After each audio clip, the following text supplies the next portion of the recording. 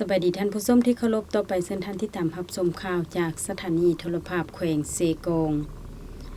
นายกรัฐมนตรีแห่งสาธารณรัฐประชาธิปไตยประชาชนลาวพบปะอบรมประชาชนเขตจุดสุ่มพัฒนาดักมวน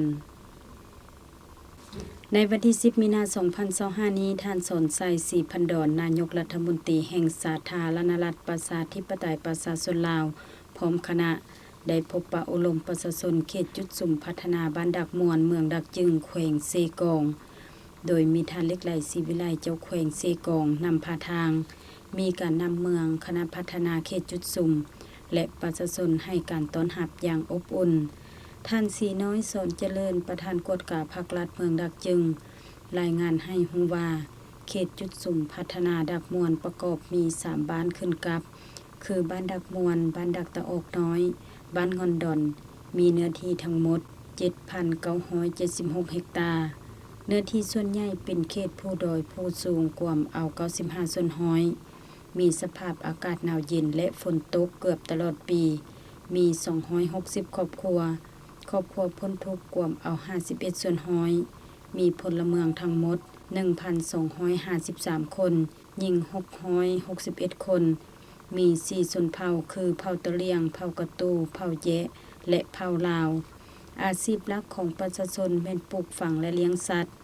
โอกาสนี้ท่านสนใจศรีพันดรนายกรัฐมนตรีแห่งสาธารณรัฐประชาธิปไตยประชาชนลาว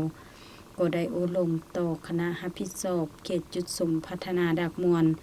โดยได้กล่าวแสดงความชมเชยต่อผลสำเร็จที่สามารถปฏิบัติได้ในระยะผ่านมาพร้อมทั้งยกให้เห็นผลสำเร็จอันพ้นเด่นของรัฐบาลในการแก้ไขปัญหาความยุ่งยากทางด้านเศรษฐกิจการเงินพร้อมนี้ท่านก็ได้มีคำเห็นชี้นำให้คณะพัฒนาจุดสุ่มดักมวนและภาคส่วนเกี่ยวข้องกวดการละเอียดเกี่ยวกับสาเหตุที่เฮ็ดให้บางครอบครัวบ่ทันหลุดพ้นออกจากความทุกข์ยากแล้วพร้อมกันค้นคว้าสอบวิธีทางแก้ไขเอาใจใส่ศึกษาอบรมประชาชนหลีกเลี่ยงการตัดไม้ทำลายป่าเพื่อรักษายอดน้ำสืบต่อจัดสรรที่ดินทำการผลิตให้ประชาชน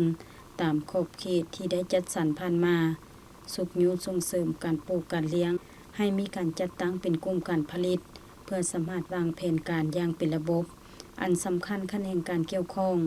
ต้องได้ใกล้ชิดติดแทดเพื่อสร้างความเข้มแข็งทางด้านเทคนิคการผลิตให้ประชาชน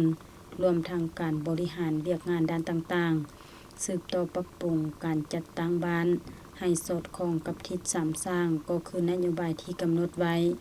เอาใจใส่ปลุกระดมและสร้างเงื่อนไขให้ประชาชนเข้าร่วมขบวนการสำรวจพลเมืองในปี2025ให้มีผลสำเร็จตามจุดประสงค์และระดับคาดหมายที่วางไว้